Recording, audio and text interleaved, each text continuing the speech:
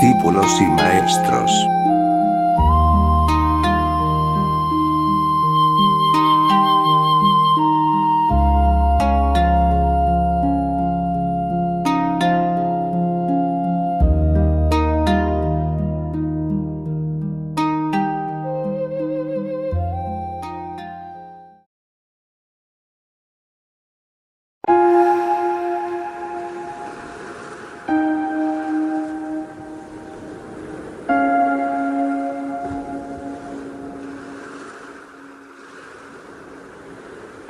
Después de 9 años, Bodhidharma, el primer patriarca Zen, que llevó el Zen a China desde la India en el siglo VI, decidió que deseaba regresar a casa. Reunió a sus discípulos a su alrededor para poner a prueba su percepción. Dofuku dijo: en mi opinión, la verdad está más allá de la afirmación o la negación, porque así es como se mueve. Bodhidharma respondió: tienes mi piel. La monja Soji dijo: en mi opinión, es como la visión de Ananda de la tierra de Buda, vista una vez, vista para siempre. Bodhidharma respondió: tienes mi carne. Doiku dijo: los 4 elementos de luz, ligereza, fluidez y solidez son vacíos, y los 5 skandhas son no cosas. En mi opinión, la nada es la realidad. Bodhidharma comentó: tienes mis huesos.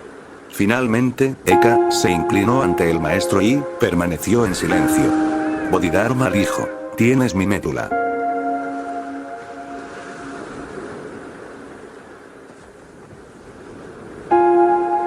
Puedo ver nubes a 1000 millas de distancia y escuchar música antigua en los pinos. ¿De qué música te he estado hablando?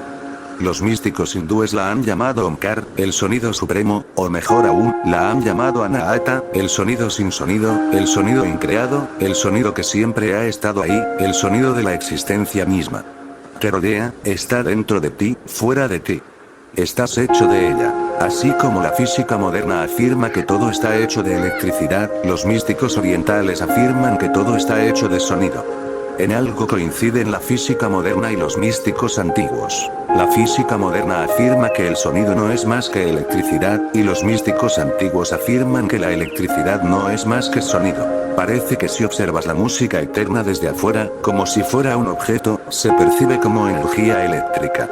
Si la percibes introspectivamente, no como un objeto, sino como tu ser mismo, como tu subjetividad, entonces se oye como sonido, Anahata. Entonces se oye como música.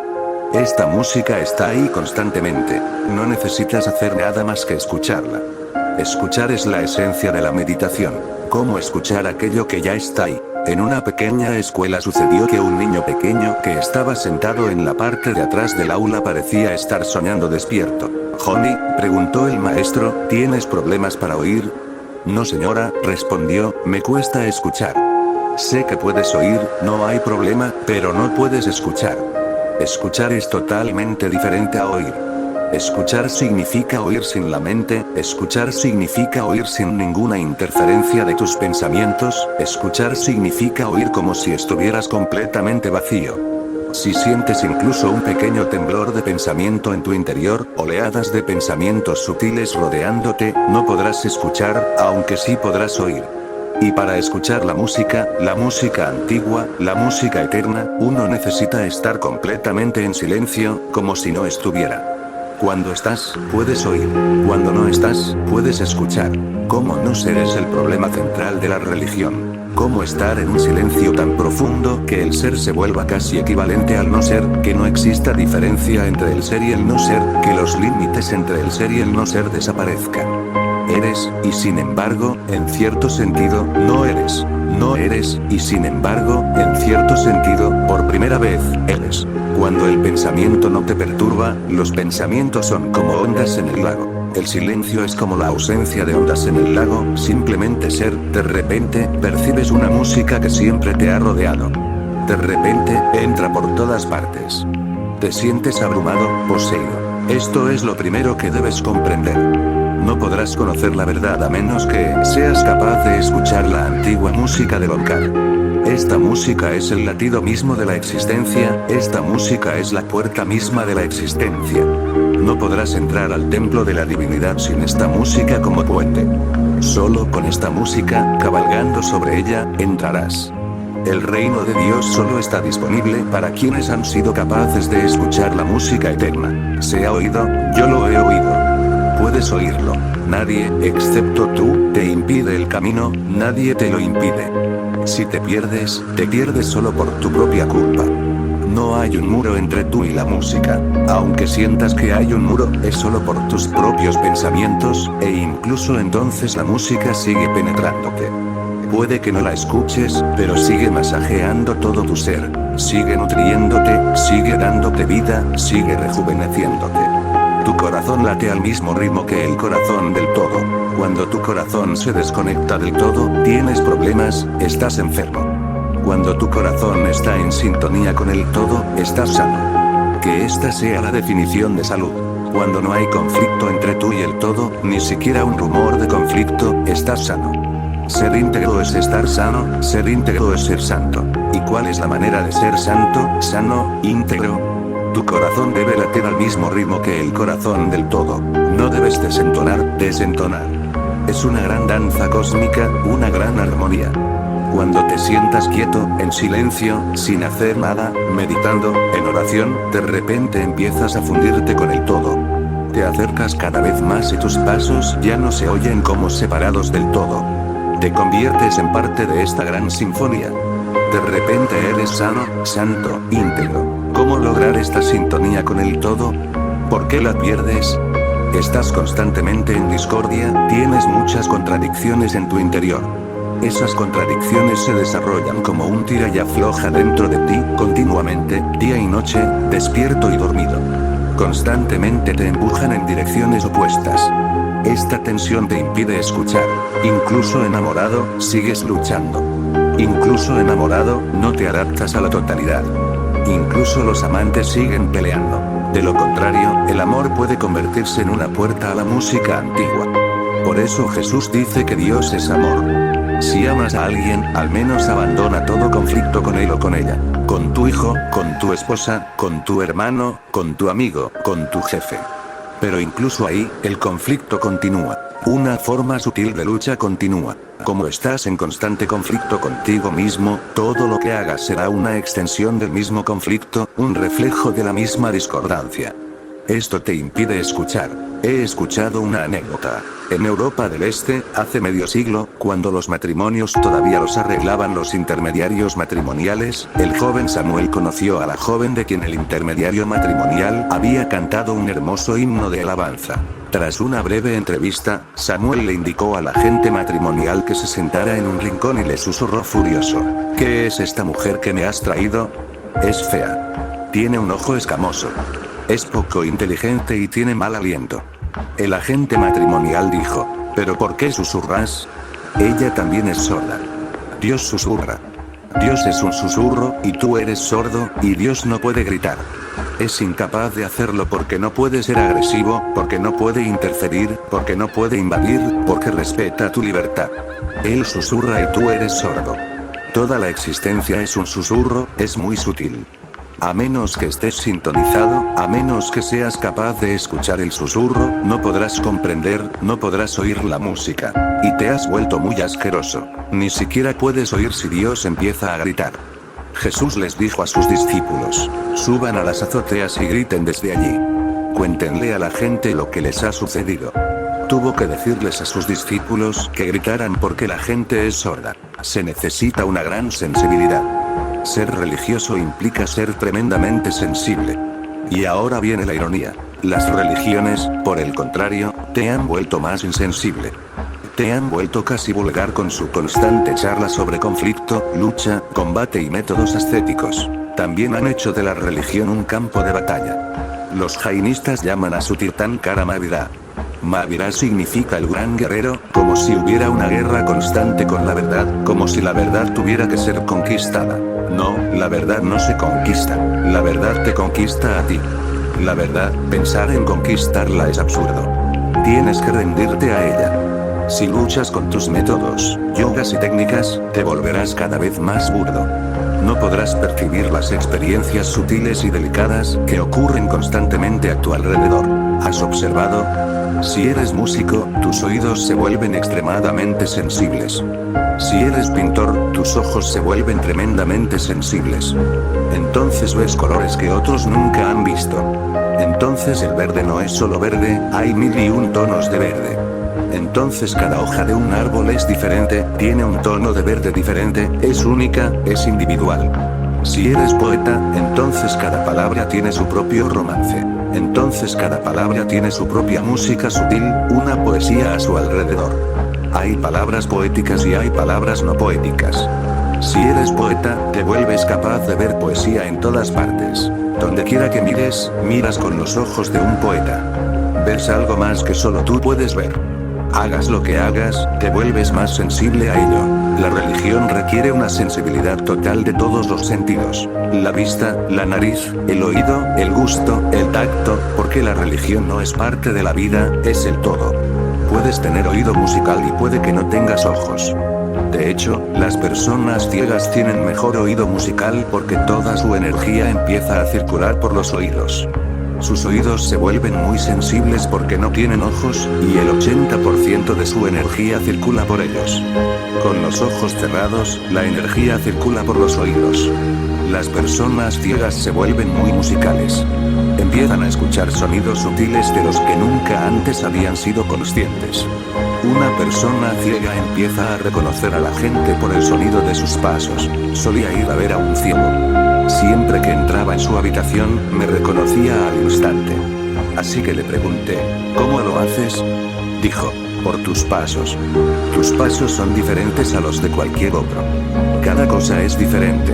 Así como las huellas dactilares son distintas a las de cualquier otra persona en el mundo, pasada, presente o futura, el sonido de tus pasos es exactamente igual, único. Nadie ha caminado así antes y nadie volverá a hacerlo. Pero no podemos reconocer a las personas por el sonido de sus pisadas. Es imposible. El oído puede ser muy sensible. Entonces te conviertes en músico. Si los ojos son muy sensibles, te conviertes en artista, pintor, escultor. Pero la religión es tu ser total. Te vuelves sensible en todos los sentidos.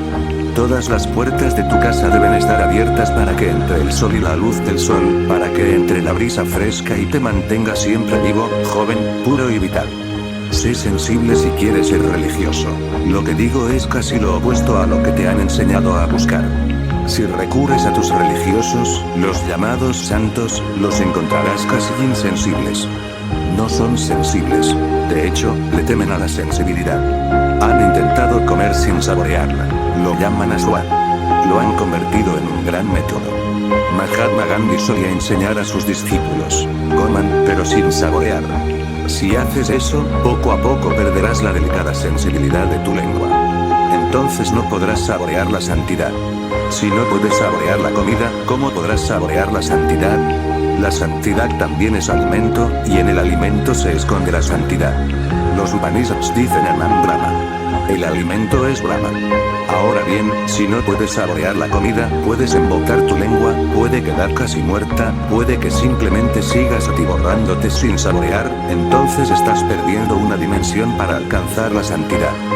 Entonces no podrás comprender cuando Jesús dice, yo soy tu alimento, cómeme. Imposible pensarlo. Comerás también a Jesús. El Islam le temió a la música porque tiene un poder tremendo sobre la humanidad, y es bueno que así sea. Donde quiera que la religión ve que algo tiene un poder tremendo sobre la humanidad, se vuelve competitiva, celosa. La comida tiene un poder tremendo sobre la humanidad. Hay mucha gente que vive para comer y mucha que no come para vivir. La religión se volvió temerosa. Su Dios se volvió celoso de la comida. Surgió una competencia. Dijeron, acaba con esta sensibilidad del gusto. De lo contrario, la gente elegirá la comida en lugar de elegir a Dios. La música tiene un poder tremendo. Puede poseer. Casi puede extasiarte, embriagarte. El Islam se asustó. La música fue prohibida. Se consideraba que la música era irreligiosa porque el éxtasis debía provenir de Dios, no de la música, como si la música viniera de algún otro lugar. Sucedió en la corte de un emperador que llegó un músico. Era un genio excepcional, y dijo: tocaré mi vena, mi instrumento, con una sola condición: que nadie mueva la cabeza mientras toco. Que nadie mueva el cuerpo. La gente debe quedar como estatuas de piedra. El emperador, al que le dijo que esta condición debía cumplirse, estaba loco. Dijo: no te preocupes. Si alguien mueve la cabeza, se la cortarán inmediatamente.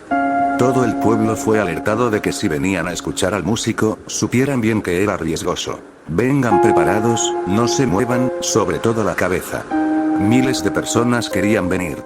Habían acariciado durante mucho tiempo la idea de escuchar a este músico, y ahora llegaba con una condición tan peligrosa, casi absurda. ¿Quién ha oído hablar de un músico que pidiera tal condición? De hecho, los músicos se alegran cuando la gente se mece, sus cabezas se mueven y la energía de su cuerpo inicia una danza sutil. Se sienten felices porque su música posee a la gente, su música es efectiva, la gente se conmueve. La emoción es un movimiento. De ahí la palabra emoción. Proviene de movimiento. Cuando la gente se conmueve, se emociona, se conmueve, un músico se siente feliz, recompensado, apreciado. Entonces, ¿qué clase de hombre era este? Solo vinieron muy pocas personas, solo personas locamente enamoradas de la música, que dijeron: bueno, como mucho nos pueden matar, pero este hombre tiene que ser escuchado. Solo vinieron muy pocas personas. El rey había tomado medidas. Había soldados por todas partes con espadas desenvainadas. Entonces el músico empezó a tocar su vena. Durante media hora, nadie se movió. La gente parecía yogis, sentados como budas de piedra, inmóviles, como muertos. De repente, la gente quedó poseída. A medida que el músico se adentraba más y más, algunas cabezas empezaron a moverse y balancearse, y luego algunas más. Cuando el músico terminó en plena noche, muchas personas fueron capturadas. Iban a ser decapitadas, pero el músico dijo: no hay necesidad de matarlas. De hecho, estas son las únicas personas que tienen la capacidad de escuchar. No las maten. A los demás que han quedado como estatuas hay que echarlos. Ahora cantaré solo para estas personas. Estos son los verdaderos oyentes. El rey dijo: no entiendo. El músico dijo: es sencillo. Si no puedes ser poseído tanto que ni siquiera la vida se vuelva importante, no estás poseído. Si no puedes arriesgar la vida, entonces la música es secundaria y la vida es primaria. Llega un momento en que puedes arriesgar la vida. Entonces la música se vuelve primordial, luego la música se vuelve esencial. Entonces escuchas la música ancestral entre los pinos, no antes. Pero las religiones han matado tu sensibilidad. El hinduismo y el jainismo han matado el gusto, el islam, el oído. Y todas las religiones han estado en contra de los ojos. Hay historias de santos que se arrancaron los ojos por miedo. Los ojos podían inducirlos al deseo, a la pasión. En la India se cuenta la historia de Surdas. Caminaba por un pueblo cuando vio a una hermosa mujer. Quedó poseído. Entonces se sintió culpable, así que regresó a casa y se arrancó los ojos. Pero los ojos no son los culpables. De hecho, ver a una mujer hermosa, no tiene nada de malo. Si realmente ves a una mujer hermosa y tienes ojos muy sensibles, verás un atisbo de divinidad en ella, porque toda belleza es divinidad, todas las formas son divinidad. Surdas no para de cantar sobre la belleza de Krishna, pero si la belleza de Krishna es divinidad, ¿qué hay de esa mujer cuya belleza lo atrajo? ¿Quién lo hipnotizó? La divinidad es hipnótica. Arrancarse los ojos es un crimen contra la piedad. Si Surdas lo hizo, ya no es un santo para mí. Puede que sea un gran poeta, pero no un santo. He estado profundizando en su poesía y siento que, de alguna manera, la historia parece inventada. Debe ser una creación de los sacerdotes, de los supuestos religiosos, los mediocres, los estúpidos, que no entienden la vida. De lo contrario, toda sensibilidad conduce a él, todos los caminos conducen a él. ¿A dónde más podrían ir? Si el problema surge, no son los ojos, el problema es que no tienes suficientes ojos. Entonces, una mujer parece una mujer. No tienes suficientes ojos. Si te sucede, te sugiero que limpies tus ojos. Vuélvete más sensible. Ejercita tu mirada, que sea cada vez más pura, más clara. Y la mujer empezará a transformarse en divinidad, el hombre en devoción, los árboles desaparecerán y serán llamas verdes de divinidad, los ríos desaparecerán y no serán más que un flujo constante de su energía. Todas las religiones han estado en contra de tus sentidos, de tus indrillas. Yo no estoy en contra de ellas, porque entiendo que, a lo que te opongas, estás en contra de la divinidad. Toda puerta se abre hacia ella y todo camino conduce a ella. Fortalece tus sentidos, vívelos más. Deja que tu sensibilidad sea total y desde todas las dimensiones tendrás destellos de divinidad. Debido a estas enseñanzas erróneas y necias, estás en constante conflicto contigo mismo. Debido a estas enseñanzas necias, amas a una mujer y también te sientes culpable por amarla, porque de alguna manera parece un pecado. Amas a una mujer y también la odias, porque ella es la causa de tu pecado. Por supuesto que te vengarás. ¿Cómo puedes perdonar a la mujer que te ha arrastrado al fango, como dicen los religiosos? ¿Cómo puedes perdonarla? Escucha a tus santos. Nadie parece haber perdonado a la mujer. Incluso después de convertirse en grandes santos, siguen vengándose. Aún así, en lo más profundo de su inconsciente, la mujer persiste. Siguen teniendo miedo. Luego hay una lucha constante, una pelea, incluso en el amor. Así que, ¿qué decir de otras cosas? El amor es lo más cercano a la divinidad, porque en el amor te sintonizas con otro ser. En el amor dejas de ser un instrumento solitario. Se crea una pequeña sinfonía entre dos personas. Luego nacen los niños y la sinfonía tiene más miembros. Se está convirtiendo en una orquesta. Hijos, familia, amigos. Ya no estás solo, te has convertido en parte de algo más grande que tú. Y esto tiene que seguir creciendo para que un día toda la existencia sea tu familia. Ese es el significado cuando Jesús dice, Dios, mi Padre. Su palabra real no es Padre, su palabra real es Abba, es más cercana. Padre también parece un poco clínico, huele a institucionalización. Abba, Batú, son tan cercanos, tan íntimos. Se ha producido un puente, la divinidad no es algo lejano. Dios es Abba y yo soy su hijo. Soy su continuidad. Si Él es mi pasado, yo soy su futuro. Ese es el significado de un hijo. El mismo río fluye. Si continúas creciendo en tu sensibilidad, llega un momento en que tu familia crece y toda tu existencia se convierte en tu hogar. Ahora mismo, ni siquiera tu hogar es tu hogar. Ni siquiera en tu hogar estás en casa. He escuchado una anécdota. En algunas de las zonas más remotas de Tennessee, aún hay algunos condados sin teléfono. El Servicio Forestal Estatal de Tennessee instaló recientemente un teléfono en uno de estos condados y los linieros intentaron que un nativo conversara con su esposa, que entonces vivía en un pequeño pueblo a unos 48 kilómetros de distancia. Tras mucha persuasión, el tío Joe le puso el auricular en la oreja. Justo en ese momento, se oyó un trueno tremendo y el anciano cayó de rodillas. Mientras se ponía de pie, se giró y dijo, esa sí que es. Esa sí que es mi vieja. Incluso en tu casa no estás en casa. La sola palabra esposa te inquieta, la sola palabra marido te inquieta. En Urdu, la palabra para esposo es Qasam. También significa el enemigo. Su raíz original es árabe. En árabe, Qasam significa el enemigo y en Urdu significa el esposo. Ambos significados son ciertos. Ambos son la misma palabra. Incluso a las personas que amamos, no las amamos lo suficiente. También en nuestro amor, el odio persiste. Nunca somos uno, nunca somos una unidad. Somos un ser dividido, dividido contra nosotros mismos.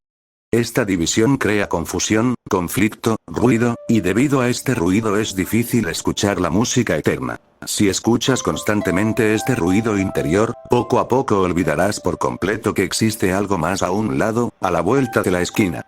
Este ruido interior se convierte en toda tu vida. Todo el día escuchas tu ruido interior, un estado febril, y por la noche también escuchas el mismo ruido. Por supuesto, este ruido crea capas y capas a tu alrededor. Te vuelves casi aislado. Te vuelves como una cápsula, cerrado por todos lados. No vives en mi mundo, no vives en el mundo de tu esposa, no vives en el mundo de tu hijo. Vives en tu propio mundo, en una cápsula. Tu hijo vive en su mundo, tu esposa vive en el suyo. En el mundo hay tantos mundos como personas. Todos estamos encerrados en nosotros mismos y seguimos proyectando cosas a partir de estos ruidos, seguimos escuchando cosas que no se han dicho, seguimos viendo cosas que no existen y seguimos creyendo que todo lo que vemos es verdad. Todo lo que has visto hasta ahora no es cierto, no puede serlo, porque tus ojos no funcionan como pura receptividad, sino como proyectores. Sigues viendo lo que quieres ver, sigues creyendo en lo que quieres creer. La humanidad vive en una especie de neurosis. He oído que una vez un hombre le preguntó a un psiquiatra, en términos sencillos y cotidianos, sin esa jerga científica, ¿cuál es la diferencia entre un psicótico y un neurótico? Bueno, dijo el psiquiatra tras pensarlo un momento, podría decirse así. Un psicótico piensa que 2 más 2 son 5.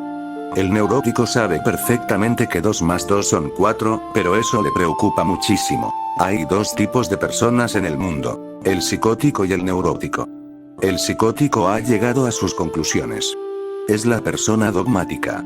Dice, solo mi religión es la verdadera. Dice, solo mi Dios es el verdadero Dios. Está absolutamente seguro. Es muy peligroso. Su certeza no se debe a su experiencia, sino a que en el fondo se siente muy inseguro, sumido en un profundo conflicto y confusión. ¿Cómo evitarlo? Se aferra a una conclusión. No escucha nada que vaya en contra de su ideología. Puede ser comunista, católico, hindú o jainista. Da igual. La persona psicótica ya ha llegado, tiene conclusiones. Ya no crece, ya no aprende, ya no escucha. Vive de sus conclusiones. Por supuesto, se pierde la vida porque la vida es un proceso, no tiene fin. La vida siempre está en el medio, no tiene principio ni fin. Y la vida es tremendamente vasta. Todos los dogmas pueden tener cierta verdad, pero ningún dogma es la verdad. No puede serlo. La vida es tan grande que ningún dogma puede comprenderla en su totalidad. Así que una persona verdaderamente inteligente es indecisa. Nunca es dogmática. Está dispuesta a aprender, dispuesta a escuchar. Mucha gente viene aquí. Siempre que veo a alguien que, mientras me escucha, intenta comparar sus conclusiones, sé que está en serios problemas. Y puedo ver en sus caras si están comparando sus conclusiones o escuchándome. A veces asienten y dicen, bien, tienes toda la razón, este también es mi principio. Están de acuerdo conmigo, no porque me estén escuchando. De hecho, se alegran porque sienten que estoy de acuerdo. A veces su cabeza dice, no. Puede que ni siquiera sean conscientes de lo que hacen, puede que sea solo inconsciente, pero el gesto está sacando algo de su inconsciente. Dicen, no, no puedo estar de acuerdo con esto. Esto va en contra de mi conclusión. Esto no encaja conmigo. Entonces no están escuchando. Son psicóticos. Puede que no estén en muchos problemas y que aún no necesiten un psiquiatra, pero eso no importa mucho. Es solo cuestión de grados. Cualquier día pueden estar en un hospital psiquiátrico. Se están preparando. Y luego está la persona neurótica. Está en conflicto constante. No puede decidir ni siquiera las cosas más pequeñas. El psicótico ha decidido incluso las cosas más importantes. Y el neurótico no puede decidir ni siquiera las cosas más pequeñas. ¿Qué vestido ponerse hoy? ¿Has visto a las mujeres de pie frente a sus armarios, tan desconcertadas? Sacan un sari y lo guardan, y lo sacan y lo guardan. ¿Qué vestido ponerse hoy? Para ayudarte a salir de esa neurosis, te doy un color. Naranja. Gratis. No hay necesidad de preocuparse. No quedan alternativas. Ambos están en problemas. El que se ha decidido por lo fundamental ha dejado de aprender, y el que no puede decidir por trivialidades no puede aprender porque está sumido en un infierno, en una gran confusión. En mi pueblo, justo enfrente de mi casa, vivía un orfebre. Era de esos que llaman neuróticos. Cerraba la puerta con llave, daba unos pasos y luego volvía y sacudía la cerradura para comprobar si la había cerrado. Se había convertido en una broma en todo el pueblo. Podía estar en el mercado y alguien le preguntaba, ¿ya cerraste la puerta con llave? Ahora era imposible. Dejaba todo lo que estaba haciendo. Decía, espera. Ya voy. Y volvía corriendo a casa. Un día, mientras se bañaba en el río, alguien comentó algo sobre la puerta. Saltó desnudo y corrió hacia su casa. Lo he observado. Volvía una y otra vez. Se le ha vuelto casi imposible hacer otra cosa. La cerradura, piensa en su sufrimiento. Normalmente, eres ambas cosas. Estos son casos extremos. Normalmente eres ambas cosas. En ciertos aspectos, eres psicótico. Has decidido lo definitivo, que Jesús es el único Hijo de Dios, el unigénito. Esto es psicosis. ¿Y qué hay de Buda, de Lao Tse y de Zaratustra? En ciertos asuntos has decidido, y en otros estás completamente confundido. Una parte de tu ser es neurótica y otra es psicótica. Y debido a esta locura no puedes escuchar la música antigua que siempre está ahí. La meditación consiste en salir de la psicosis y la neurosis. Se trata simplemente de escapar de ellas para no tener ninguna conclusión definitiva, por un lado, y por otro, no preocuparse por nimiedades. Simplemente estás en silencio. Simplemente eres tú mismo, sin decisión, sin conclusión, sin centro, y sin preocuparte por nimiedades. Si logras estar en un estado donde ningún pensamiento interfiere con tu ser, donde ningún pensamiento pasa de largo, de repente te sientes abrumado. Ahora bien, esta hermosa anécdota, una de las más hermosas de la historia del Zen, pertenece, por supuesto, al primer patriarca Zen, Bodhidharma. Bodhidharma es el genio de lo absurdo. Nadie lo ha superado jamás. Al llegar a China, el emperador fue a recibirlo. Corrían rumores de que venía un gran hombre, y era un gran hombre, uno de los más grandes. El emperador fue, pero al ver a Bodhidharma se arrepintió. Empezó a pensar, habría sido mejor si no hubiera venido. Este hombre parece estar casi loco. Bodhidharma venía con un solo zapato en el pie y otro en la cabeza. Incluso el emperador empezó a sentirse avergonzado de recibir a un hombre así, y cuando estuvieron solos preguntó, muy educadamente, ¿por qué hacía eso? Bodhidharma dijo, esto es solo el comienzo. Debo preparar a mis discípulos. Si no pueden aceptar tanta contradicción, serán incapaces de comprenderme, porque soy todo contradicciones. El zapato es solo simbólico. De hecho, quería poner mis pies sobre mi cabeza. Bodhidharma llevó el Zen de la India a China. Sembró la semilla del Zen en China. Inició un gran fenómeno. Es el padre y, por supuesto, el Zen ha conservado las cualidades de Bodhidharma a lo largo de los siglos. El Zen es una de las religiones más absurdas. De hecho, una religión tiene que ser absurda porque no puede ser lógica. Está más allá de la lógica. Estaba leyendo una anécdota. Al leerla, me acordé de Bodhidharma. Escúchala. Un gran zoólogo le informó a un colega que estaba tratando de cruzar un loro con un puma. ¡No! Exclamó el otro. ¿Qué esperas conseguir? No lo sé exactamente, admitió el científico, pero te diré esto. Si empieza a hablar, será mejor que lo escuches.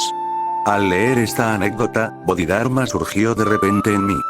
Era el hombre que también era un león. Normalmente no hablaba, pero su silencio era terrible y aterrador. Te miraba a los ojos, en absoluto silencio, y te recorría la espalda como un escalofrío. O hablaba, y entonces también era como un trueno. Busca una imagen de Bodhidharma y mírala. Muy feroz, y a la vez muy dulce. Un cruce de loro y león. Muy dulce y muy feroz. Toda la disciplina Zen ha llevado consigo la misma cualidad. Los maestros Zen son muy duros por fuera y muy dulces por dentro. Una vez que te has ganado su amor, son tan dulces como la miel, pero tendrás que pasar por dificultades. Durante 9 años, mientras estuvo en China, Bodhidharma se sentó frente a una pared, contemplándola. Era conocido en China como el hombre feroz, que contempló la pared durante 9 años. Se dice que sus piernas se atrofiaron sentado, simplemente mirando la pared. La gente venía e intentaba persuadirlo. Míranos. ¿Por qué miras la pared? Y él respondía, porque tú también eres como una pared. Cuando venga alguien que realmente no sea como una pared, miraré. Un día, llegó su sucesor. Le cortó la mano y se la dio a Bodhidharma, diciendo, mira hacia aquí, si no, me voy a cortar la cabeza. Se giró, dio media vuelta y dijo, espera. Así que has venido. Llevo 9 años esperándote. Después de 9 años, regresó a la India. A su regreso, ocurrió lo siguiente. Después de 9 años, Bodhidharma, el primer patriarca Zen, quien llevó el Zen a China desde la India en el siglo VI, decidió que deseaba regresar a casa. Reunió a sus discípulos a su alrededor para poner a prueba su percepción. Lo que habían aprendido de él y lo que sabían sobre la verdad. Así que preguntó, ¿qué es la verdad? Resumiendo. El primer discípulo, Dofuku, dijo, en mi opinión, la verdad está más allá de la afirmación o la negación, porque así es como se mueve. Bodhidharma respondió: tienes mi piel. Lo que dijo el discípulo era cierto, pero no la verdad. No estaba mal, pero era filosófico. No era experiencial, no era existencial. Dijo: en mi opinión, como si la verdad dependiera de tu opinión. La verdad es independiente de toda opinión. Lo que pienses sobre la verdad es irrelevante. De hecho, por pensar, no podrás saber qué es. Lo que es solo se puede conocer cuando cesa todo pensamiento, cuando se desechan todas las opiniones, se dejan de lado. Por eso digo cierto, pero no verdad. La opinión no es errónea, está bien fundamentada, pero sigue siendo una opinión. Dofuku no lo ha experimentado personalmente. Parece tener inclinaciones filosóficas. Ha estado especulando, pensando, tejiendo y tejiendo teorías. Bodhidharma respondió: tienes mi piel. Si hubiera sido solo filosófico, Bodhidharma no habría dicho ni siquiera esto. Pero dijo: tienes mi piel, la parte más externa, la circunferencia misma de mi ser. ¿Por qué? Porque afirmó que la verdad está más allá de la afirmación o la negación. Ni se puede decir que la verdad es, ni se puede decir que no es. Tiene cierta intuición. Ha andado a tientas a través del pensamiento, la lógica, pero ha llegado a cierta intuición. Y esa intuición es hermosa. Nada se puede decir de la verdad. No puedes decir que Dios es ni que Dios no es, porque si dices que Dios es, lo convertirás en algo, como una mesa o una casa. Entonces Dios se convertirá en una mercancía común, en algo común. Y entonces, como dicen los filósofos lingüísticos, la mesa puede ser destruida. Todo lo que es puede convertirse en no es. La casa puede ser demolida. El árbol está aquí hoy, mañana puede que no esté. ¿Y qué hay de Dios? Si se usa la palabra es, ¿qué hay de Dios? ¿Puede Dios estar en una situación en la que no está? Porque donde quiera que se use es, no está también es posible. No, no se puede decir que Dios es. Pero podemos decir lo contrario, Dios no es. Eso tampoco es posible porque, si no es, ¿qué sentido tiene decir Dios no es? ¿Qué se niega y para qué? Si no es, no es. ¿Qué sentido tiene negar? Y la gente niega con tanta pasión que su propia pasión dice: debe ser, Dios debe ser. Mira a los ateos que dicen: no, Dios no existe. Están dispuestos a luchar. ¿Quién lucha por algo que no existe? ¿Por qué te preocupas? Conozco ateos que llevan toda la vida pensando, intentando demostrar que Dios no existe. ¿Por qué malgastas tu vida por algo que no existe? Durante siglos se ha escrito y discutido que Dios no existe. ¿Pero por qué preocuparse? Parece que Dios existe, de alguna manera, y no puedes estar tranquilo a menos que demuestres que no existe. De lo contrario, seguirá desafiándote, llamándote, invocándote. Así que, para tranquilizarte, tienes que crear una filosofía de que no existe. Eso es racionalización. Y luego Dios es tan vasto. Llámalo verdad, como hubiera querido Bodhidharma. A los budistas no les gusta la palabra Dios, y en cierto modo tienen razón, porque está tan corrompida y tanta gente la ha usado con connotaciones tan erróneas, que casi se ha convertido en una palabra sucia.